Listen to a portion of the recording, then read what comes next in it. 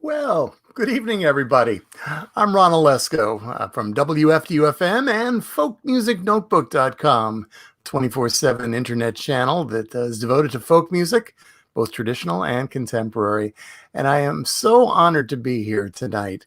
Um, Abbie is a very special friend and an incredible musician, as I'm sure all of you out there know. Um, what we're doing tonight is a little bit of an interview.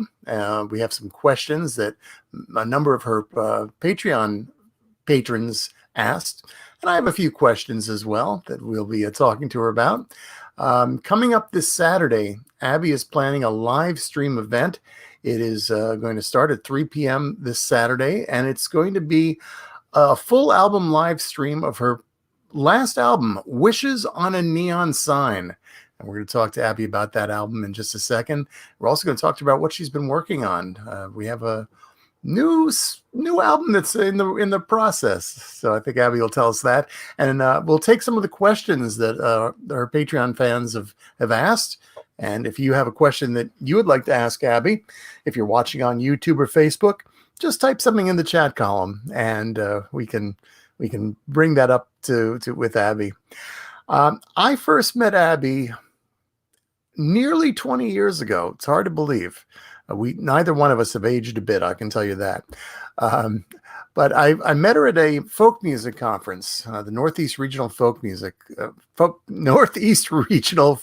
Conference, and Abbie was performing in what they call guerrilla showcases. It was late at night. She was in a room, and all of a sudden, I'm walking down a hall. I hear this voice, and I just had to step in. I was enthralled. I can even remember the song she was singing, Long Island Cowboy. It's just one of my favorites of hers. And watching her grow in those years, becoming a founding member of Red Molly and some incredible albums that she's put together, it's just been fascinating. So I am pleased to welcome to her own Patreon page, Abbie Gardner. Abbie, how you doing? Oh my gosh, Ron, what a wonderful intro. Thank you so much. Oh, it's so good to see you again. You know, you were one of the last real people I saw before the pandemic hit. You performed a great show at Ethical Brew in Teaneck. And shortly after that, the pandemic hit, and now we've all been indoors. We've learned new tools like StreamYard and Zoom, and well, here we are tonight. How have you been, first of all? You handled the pandemic well? I mean, I think I've had ups and downs just like everybody else. You know, it has been a challenge for sure. But it's made me grow in some ways that I'm really starting to appreciate more and more, especially when I get down. I start thinking, wait a second, I never would have learned this or this. I wouldn't have had that opportunity. So you know, besides being grateful for my health in a new way, I've also grown, I think, as an artist. Maybe my bank account hasn't, but my soul has. There you go. When life gives you lemons, you make lemonade, as they say, right? Exactly. Yeah. Well, when I saw you last, it was just almost a year after your album came out, Wishes on a Neon Sign, which I found to be just incredible. I think it's one of your best, if not the best. I always hate to judge albums like that, but you know, it really does show the growth that you have accomplished over the years. And as I mentioned, this Saturday you're going to be performing the album in full. That's gonna be fun. The whole thing. Yes, I still have many copies. But yeah, we decided, you know, doing the live streams. I've been doing live streams just with Craig on upright bass. Any one of those. Wait, I can do backwards. Okay. Any one of those upright basses. And it's been really fun to just to come up with different set lists. We did like a special Halloween set, and then we did a full album live stream of my Hope record. But this record is more challenging. You know, it's a more full band operation. Yeah. So to reimagine it for just bass, dobro, and vocals it has been fun. Oh, I Yeah. can imagine. I remember when it first came out, I was just so enthralled with the production on it. As you said, it was a full band. I'm used to seeing you almost one-on-one performing or with the trio. Right. But yeah, I can imagine where it would provide challenges. Now, Wishes on a Neon Sign was your first solo album in about 7 years. I think your previous one, Hope, came out in, was it 2011? I I think think. that sounds about right. Yeah. Yeah. And then 2018, early 2018, this one came out. Yeah.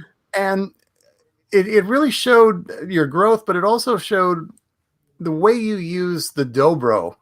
I was so taken by it because dobro, everybody looks at it as an instrument that's bluegrass circles, old timey music, Right. and you kind of urbanized it, so to speak, in your music. And the dobro is an instrument that. How long have you been playing that? Did you start that when you were with Red Molly? I started it actually at the same time as Red Molly. I had gone to a bluegrass festival the week before the fateful Falcon Ridge weekend that we formed Red Molly, and that's when I decided I wanted to play dobro, and I got one during the week in between. They used to be bookends, the Gray Fox Bluegrass Festival and Falcon Ridge, and I got the dobro and put it in the car and got my tent back out and went out to Falcon Ridge, and that's the weekend we started Red Molly, and I barely knew anything about the dobro at all. Wow. I basically learned on stage, and I kind of still do. Well, you've done an incredible job, but I know you're one of the few women dobro players. I mean, there's not a lot. It's always kind of associated with male performers. Did you have a hard time being accepted by the dobro community? Oh, not at all. The No. dobro community is wonderful. It's funny, like how certain people kind of take on the characteristics of their instrument. Like clarinet players have a certain attitude, and flute players and trumpet players and all that kind of thing. Dobro players are always like, "Well, I'm not very good. I'm not very good." They're very shy and kind of not really show-offy people, and they all the ones I've met just want to help you get better, and they tend to be just more like older, more mature people. So that's just like a comforting small circle that I've been accepted into. Oh, that's And yeah, and when I get to meet the other female dobro players like Cindy Cash Dollar and Sally Van Meter, it's just such a joy. It's like a little magnet. yeah. You and those two are incredible musicians. They're just Absolutely. yeah. But they're obviously a different style. I mean, you've kind of created your own style with this. As I said before, it's on Witches and Neon Sign. It's used in ways that I haven't heard dobro used before. That had to be a challenge. Yeah, I come from a different background. I have a lot of like my dad's a jazz musician, and I do have some bluegrass influence, but that's not the main thing that I listen to. And being in Red Molly, Americana music, we just kind of anything that's a good song. We were more song based. Mm-hmm. So yeah, it has been kind of a challenge to kind of reimagine it and eventually arrange my song so that I can play a full song and have it fill out almost like it's a band, but Mm-hmm. just with this instrument that it does have some limitations, not like a guitar or piano where you can play a full really extended chord. Right. That's a little bit harder on dobro. You have to kind of take pieces of chords and imply things. Well, it's going to be exciting to hear what you and Craig have put together for Saturday to do this album. Yeah. This album, there was a lot of collaboration. You did some wonderful songwriting with people like the late David Olney. That was so sad that we lost David last year due to COVID.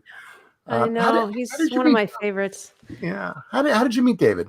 I met David on tour with Red Molly for sure. And I'm trying to remember if it was in Australia.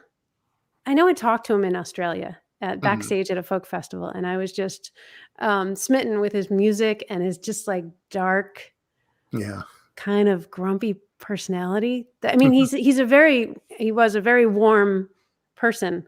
Right. But he had this external kind of grumpiness that I don't know why I liked it so much, but, but It was I very did. appealing. The kind of Yeah. curmudgeonly, but Yeah. yeah, Yeah, but like with a good spirit underneath. So, absolutely.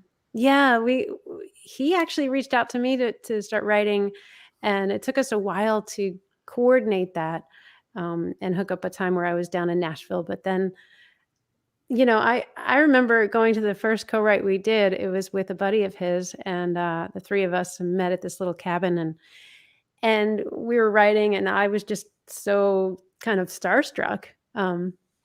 Because I looked him up before I went, and I'm like, oh no, he wrote that song for Emmy Lewis Harris, not for her, but she Right. covered his song, "Looking for the Water from a Deeper Well," Mhm. and I didn't know enough to be nervous around him before that. So after I knew that, I showed up to the co-write, and I was so nervous. I Aw. I couldn't believe that they called me again. Mhm. Like, hey, come back tomorrow. We can write another one. Well, So it's a great song. It's "Empty Suit," I believe it's called. Is that yes, yeah, empty right.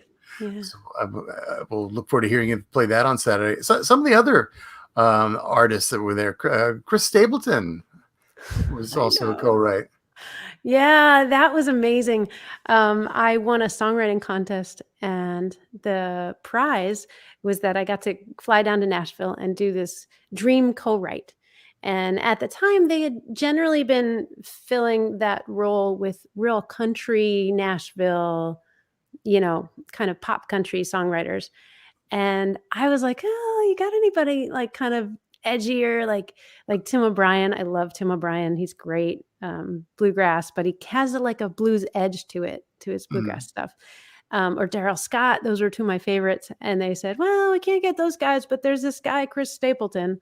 And I'm like, "Okay, yeah, I'll do that." So this was years ago before his Grammys, but what a gentleman. And actually, I do have a picture of us writing this song. Oh, nice. Um, Unfortunately, we can't talk at the same time, so I'll just show it briefly. Okay. Um, but let's see if I can do it. Yeah.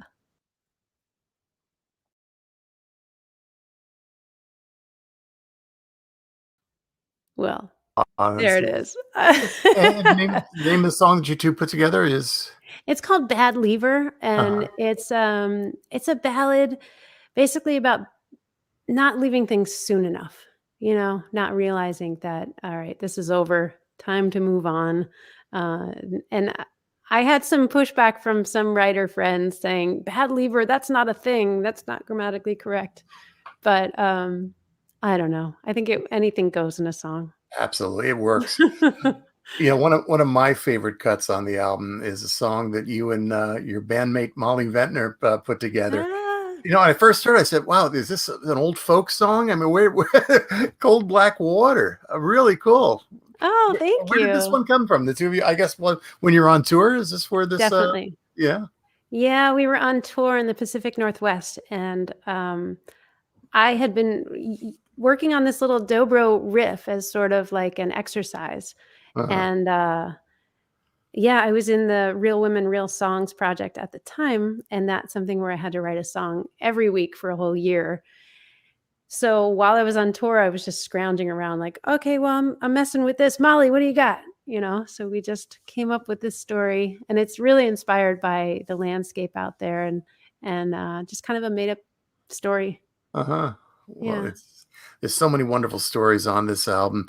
When Thank when you. you came up with the idea to do this solo album, Wishes on a Neon Dream, as we said before, it was like 7 years after you did Hope. Mhm. Was there a specific theme or idea that you wanted to get across on this album, or were these just songs that you've been collecting and Hmm. co-writing? Um, That's a really good question. I think, n I have to look at the CD to really to bring it back. I don't think so. It was more of just a collection of songs, because over 7 years, that's a long time to be writing songs and collecting them. It I remember gathering these together, uh and more actually, and deciding with my producer. this was kind of the first time I had worked with a producer on my own, and Michael Bellar is the producer. He's a great piano player and organ. And the reason I picked him really is because he has this great sense of space, and his musicality is just amazing. He's the first time he sat in with me, it was on one of these songs, What Gives You the Right? It's kind of a jazzy number. Right. And he was playing piano and Craig was playing bass, and that was the only instrumentation besides my voice. And it was at Rockwood Music Hall.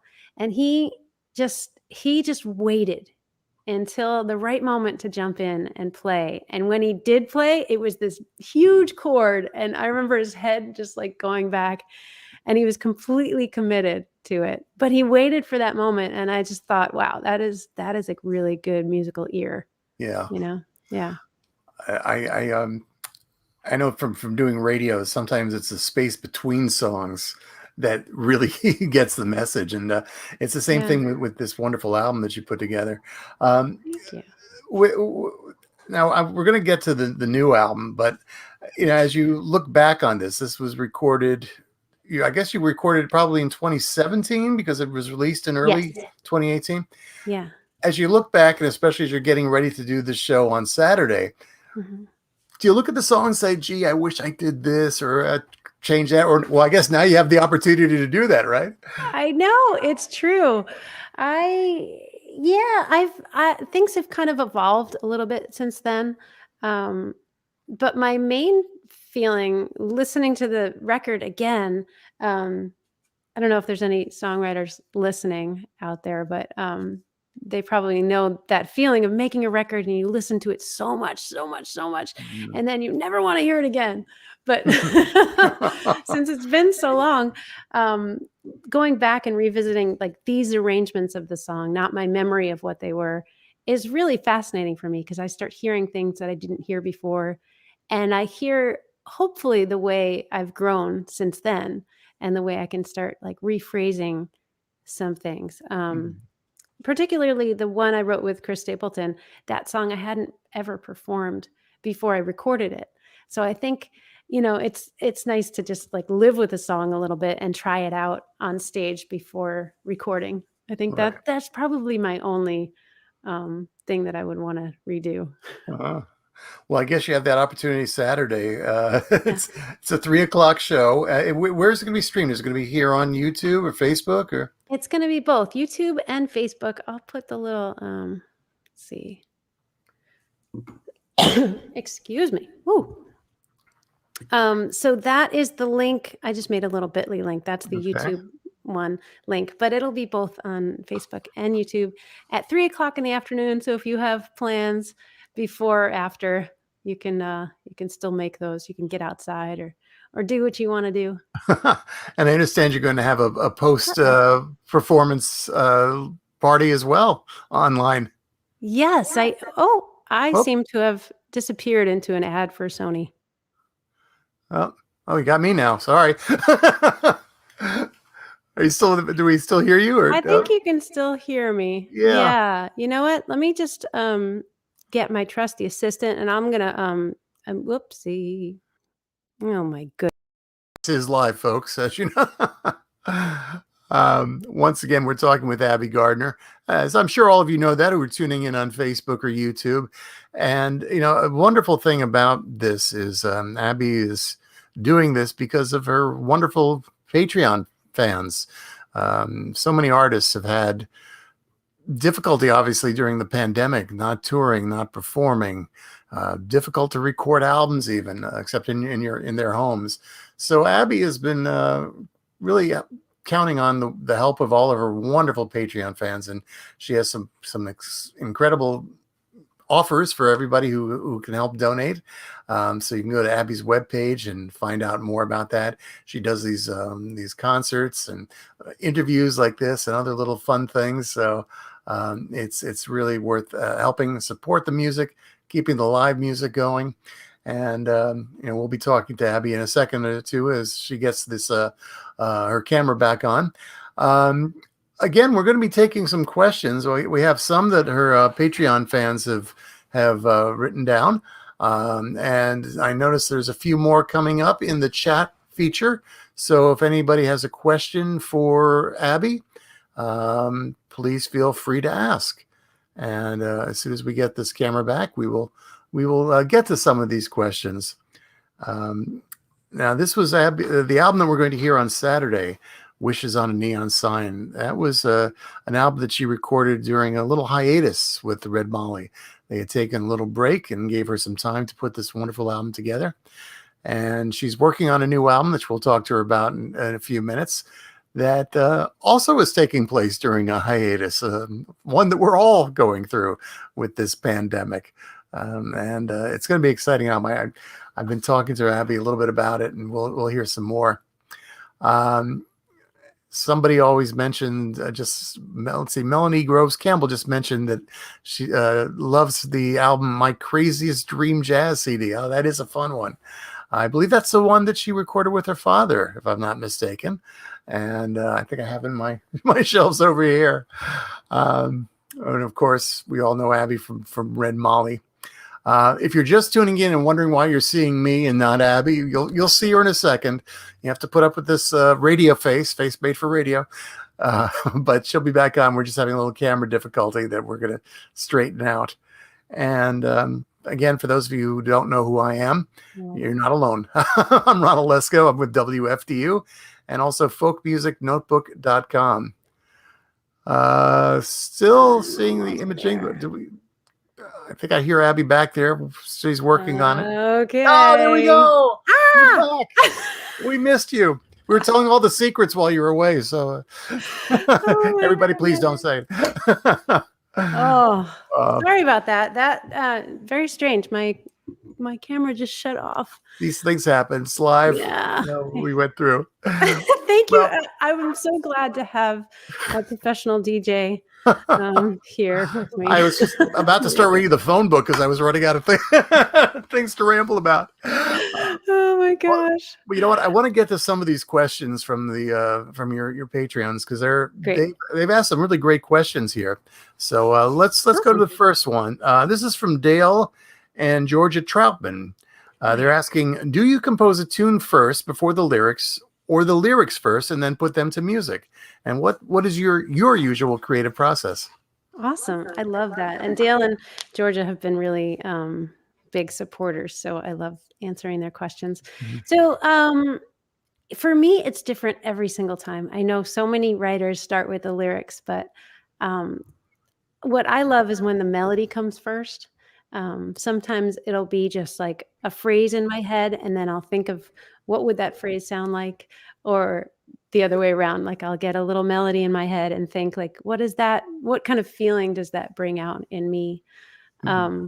So like, let's see what I had an example for this.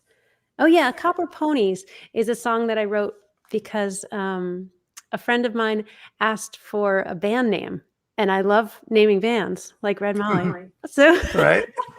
Oh, you came up with that name. I didn't know that. Yeah. I mean, it was a lot of brainstorming, so I can't really take full credit for it, but yeah. So he asked me, and I this is Eric Balke. You guys might know him. Sure. And he had a duo for a while, and I was thinking and brainstorming, and I was like, Iron Horse, Copper Ponies. The Copper Ponies. And he ended up using it as his band name. And then I thought, well, I don't want to just use that for someone else's band name. I want to write that song. So that was, it kind of started from the lyrics in that case.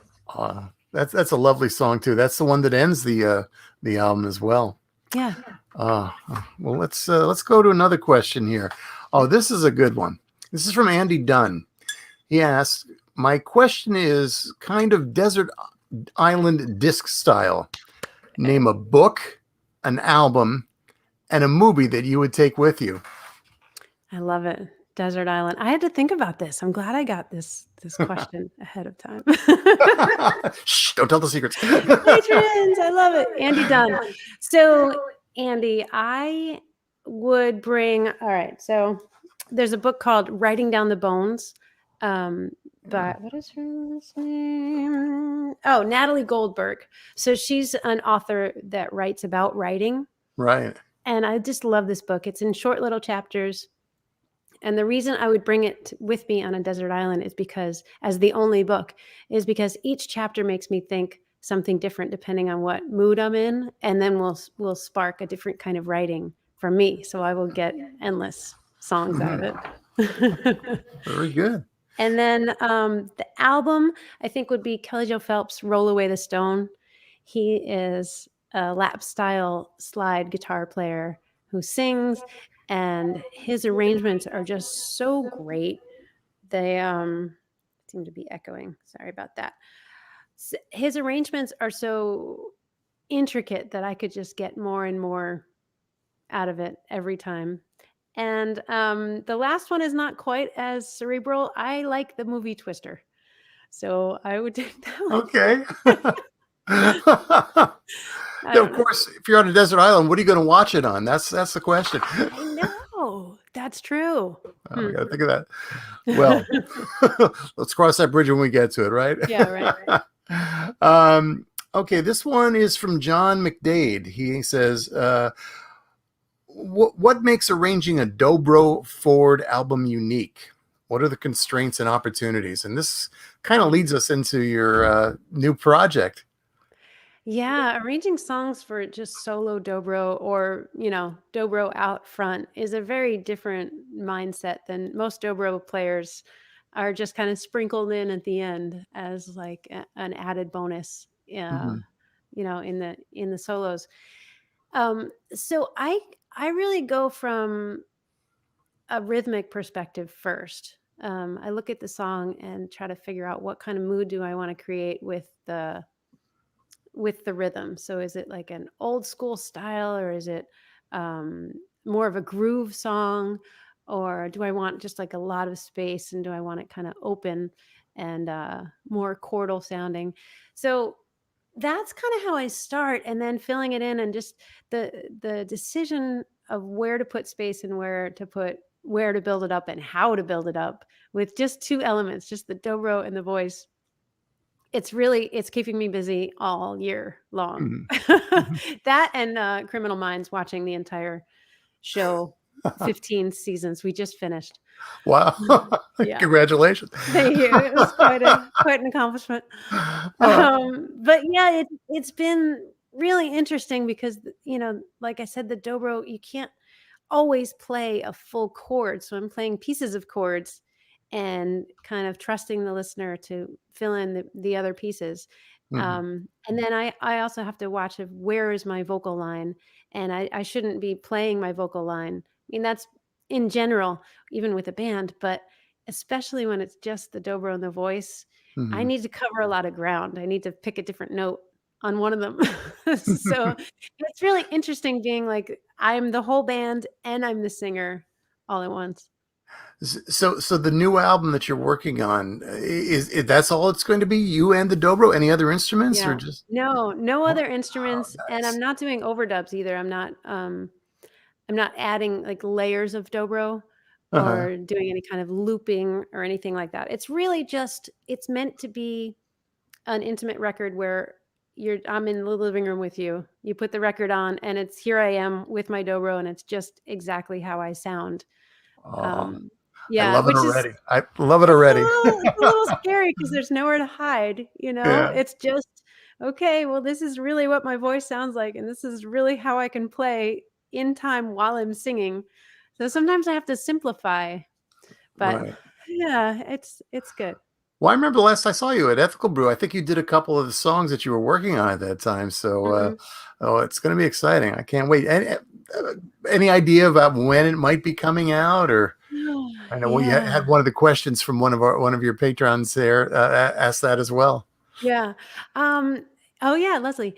I wanted it to be out in June, but it's really still not done yet. And it's one of those things that's hard to control when it comes out. It'll be done when it's done. It's sort of like a cake, where in somebody else's oven. I don't know how long it's gonna take. Oh, I love that. It's done when it's done. That's right. You Yeah. don't want to rush it. You want it to be the way you want it to sound. Well, once it's on the disc, that's it. That's the record of those performances. Yeah. I was saying when you were working on your microphone or your camera issue before, Yeah. um, Wishes on a Neon Sign came out when you were kind of on hiatus from Red Molly. Right. And now you're on sort of another forced hiatus with everything through the pandemic. And so now you're Yeah. working on this new album. Is that what it's going to take to get solo albums from you in the future? Or you need a hiatus or a pandemic or something? I don't think so. Actually, now that I'm totally set up, I have the tiniest studio closet you would ever see. I don't even, I have to like tack things to the walls. Like my pen holder is against the wall. Um, so now I'm like set up to record more often. And I know one of my patrons, Dan Hulse, was asking me the advice I would give my younger musical self. And I was thinking about it earlier, the ability to record and kind of um, practice hearing myself in a recording device. This morning, I was practicing singing into a mic and then listening back to exactly what it sounds like. Now I don't have to go into a studio for that experience, and I get to learn right away. Oh, like I got to fix that little note, or this is how I sound. So I think I'll get. I'm able to record at home. Sure. So I And think on your I'll schedule too. You don't have to book time. You're okay. 3 in the exactly. morning. Woke up. I'm gonna work on something, right? Exactly. I mean, that means it could go on forever, but but I'm Well, gonna try not to let it do that. please don't, because I want to play the new one on the radio. So Yes. let's get to some more Good. questions. Yeah. Dan Hulse, he asked, "What advice would you give to your younger self, especially around a career in music?" Right. Yeah, so the besides recording myself early and listening to really what I sound like, not waiting until I make another record to find that out, I think I would try to tell my younger musical self um, to remember that it's not there's no destination necessarily. You always feel like you're practicing for something, like, oh, the next gig or the next recording, or then when this comes out, then I'll be whatever, fill in the blank, your image of yourself. I think letting that go earlier would be good.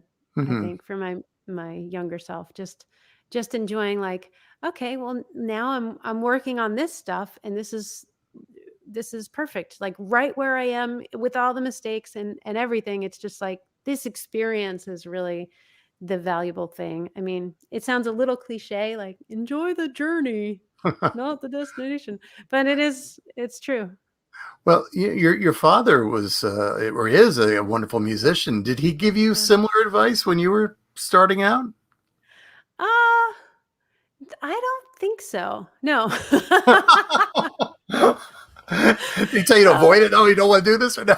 no, I mean, He he was didn't supportive. really give me that much advice, business-wise, except like, his example was the biggest advice, that he just Sure. really enjoyed going to work, Yeah. going out and playing and gigging and just seeing his friends and making music and having it be different every time. Somebody in the chat room mentioned that wonderful album that you did, "My Craziest Dream." That was with your father, Yeah. right? Yeah. Yeah, yeah. And he's doing live jazz lunch concerts with my sister pretty much every weekend day Uh-huh. at like quarter to 12, I believe. Yeah, on Facebook. So it's fun. He's still doing gigs, even if they're just live streams. It's all in the family, right? uh, Speaking of families, when you go to shows, I mean, I think especially I've seen it at Red Molly shows. It does feel like family. I've gone to a number of the shows. You see some of the same faces, always just loving the music. Well, one of our family, or one of your family, Christopher D, asked a question. What's your favorite thing a fan has said to you after a show? Oh, yeah. Well, I love when people there's two things actually. The first thing is when someone comes up and says, my friend dragged me here. I didn't know who you were, but I love this music, because I just feel like they have no reason. They don't have any obligation to say hello or have enjoyed the concert. But, to have a stranger come up and say, I didn't know this was going to be good. I love when that happens. And Uh, the other thing is when I can make people cry. It's not that I want to hurt them. I just feel like it's great when music can just release something. I think it's one of the best things about music. you have such a good rapport with your audience. I mean, I remember watching you at Ethical Brew. Uh, it's a small room to begin with, but yet you make it feel like it's a one-on-one experience, and that's something I imagine Aw. you've learned over time. It's not easy to do, but you do it so well. Thank you, Ron. I really appreciate that. It's funny. I'm actually a pretty shy person. If I went to a party, I wouldn't be right in the middle of everything. Um, but there's something about being on stage and being performing. I feel like, oh, well, it's my time to connect. I feel like the quiet of the room really uh, brings out, more of my personality somehow. Sure. Yeah. I just got a couple other questions here. Yeah. This is from John Akahoshi. Now, this is a really interesting question. Imagine you are George Bailey in It's a Wonderful Life. Who is your Clarence? And for those of you who don't remember Wonderful Life, Clarence was the angel that came down to save George Bailey. Who is your Yeah. Clarence? The guardian angel. I think I Yeah. have a few. I'm so lucky to have so many great friends and supporters out there. Michael Urbano comes to mind. He's been following my career for so long, and I remember he sent me a little flower basket when I had foot surgery once, and Aw. he actually has my first dobro. The first dobro I ever learned to play on is hanging on his wall, and I'm allowed to go visit it anytime I want to. So supporters like that are amazing. And then there's two ladies out there. Brenda Worth is somebody I've known for a long time. George Worth's wife. She runs house concerts, and she has saved me in many different ways over the years. Just she's one of those people that is like the spoke of a wheel. Yeah. She kind of reaches everybody. And also a friend of mine, Heidi Shirk out in Arizona, is also just I consider her my fairy godmother. So Oh, that's lovely. yeah. I want to show you something. You mentioned hanging on the wall. Give me 2 seconds here. Yeah. Nice. Now we get to see what's behind your camera. This is something I've got hanging on my wall. It was taken at the hurdy-gurdy Yay! back when the first time Red Molly played at Yeah. our venue in Fairlawn. Our photographer Brian Johnson took it. I just thought that it's maybe hard to see on camera like this, but I No, always thought it's that was such an great. evocative photo. The three of you on stage. It's Carol Ann Aw, Solabello, the original member, and Lori McAllister, of course. And so I've got that hanging on my wall here with a few other photos of love people that it. have meant so much to me. So That's you're, so great. Thanks, Ron. uh, Oh, well, I'm going to ask another question from one of our listeners, viewers. I'm sorry, I'm saying listeners because I'm so used to radio. yeah. Where did it go now? Oh, Bill Jonikin. What do Abbie and Craig do for fun when not playing music? When not playing music, well, I already told you the Criminal Minds. We Right. finished this season, and that was over 300 episodes. Unbelievable. Um, let's see, what else do we do? We love going hiking, actually, when we're not playing music. I just love getting in the woods and just getting near the trees and away from the sounds and of the city. Uh, Yeah. I know another thing you did. The two of you did a lot of work on your home that you worked. I remember seeing some wonderful photos of you constructing this. That was Yeah. a project. Exactly. A bunch of videos of Craig bashing into walls and yeah. It's kind of a reality show in some ways. Yeah, um, yeah, it's endless, when you have a home, the renovations. We're hoping to do some more, but we'll see. it looks lovely from what we're seeing here tonight. Thank you. Um, Bill also had one other question, which I think is probably on a lot of our minds. Yeah. Any Red Molly group or individual plans west of the Mississippi in the foreseeable future? Now, obviously, we've got COVID, so Oh, nobody knows what the future is. But I what are know. your thoughts for you as Well, individual and also as the group? Right. I don't believe, I mean, it's hard to speak for the other ladies. From what I know, the band and the three of us don't have plans to go west too far in the future. So, yeah, we're kind of sticking close to home and just deciding, Uh-huh. not too far out in the future, you know, Right. that kind of thing.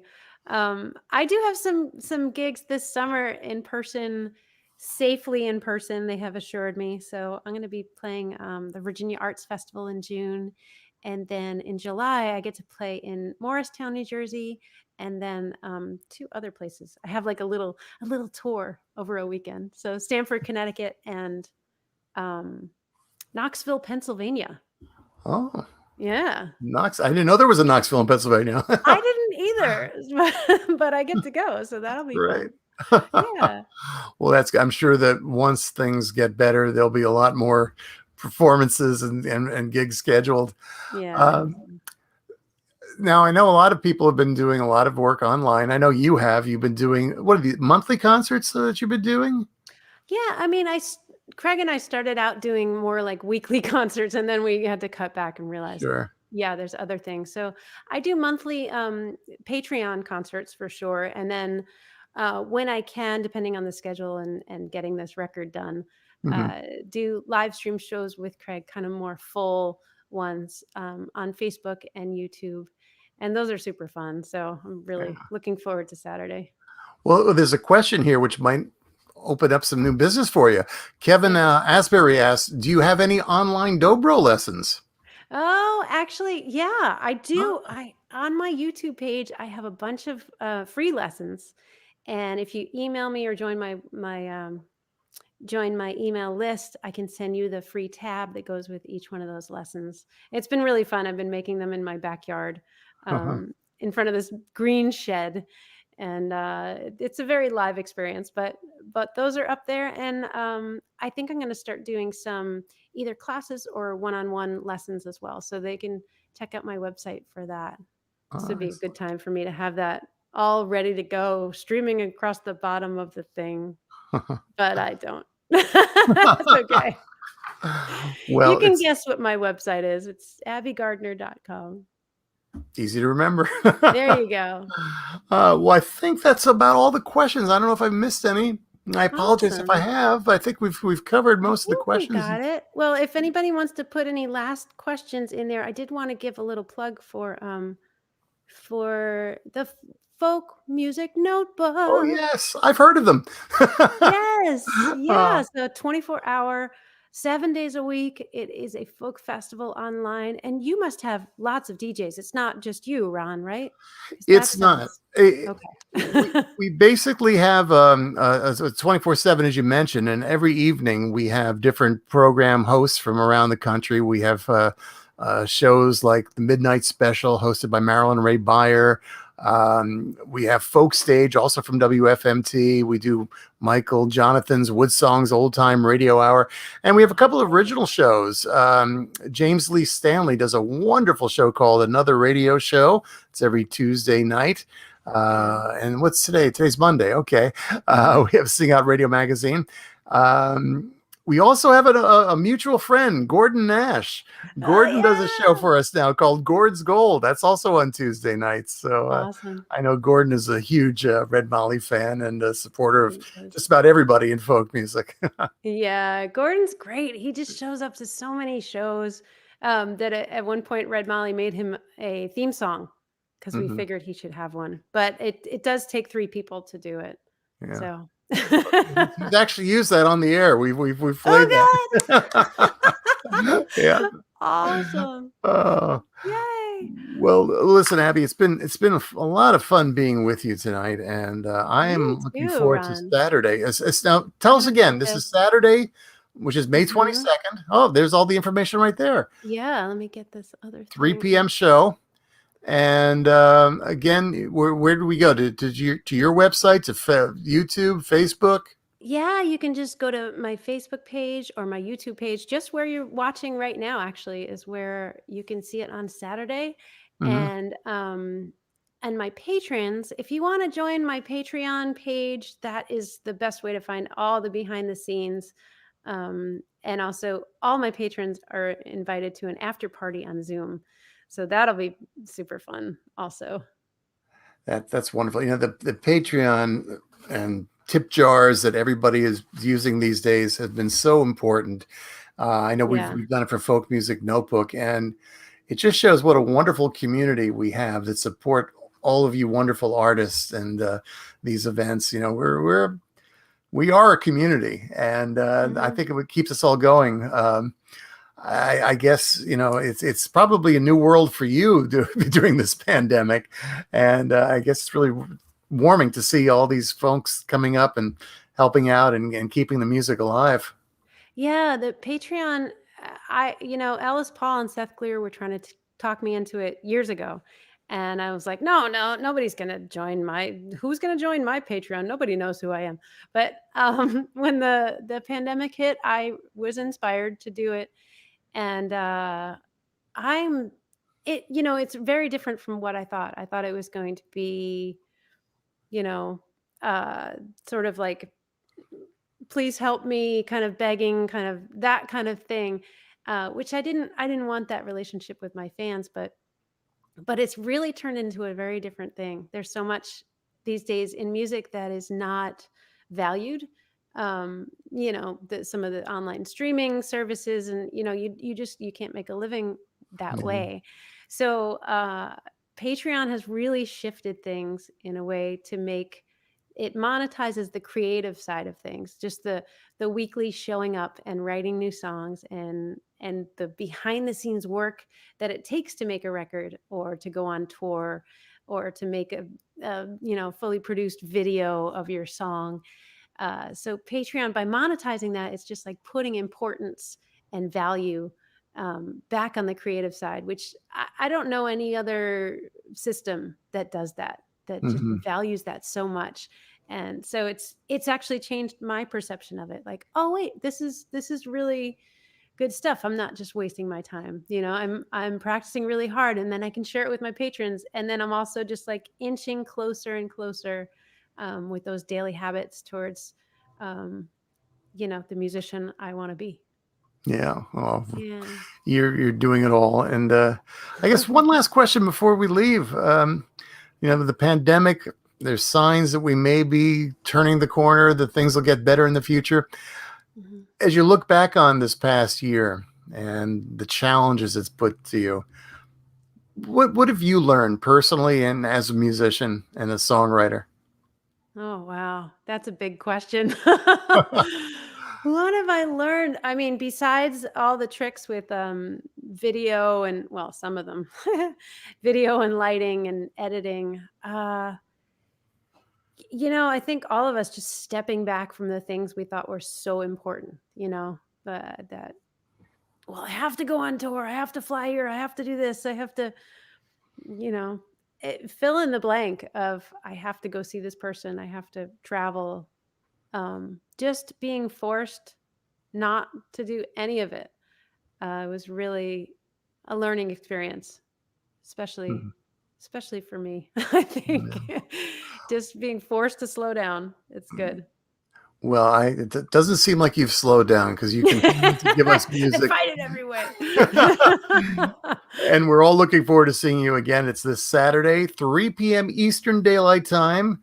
The full album of Wishes on a Neon Star. It'll be Abbie and Craig, and I'm looking forward to this one. 3 p.m.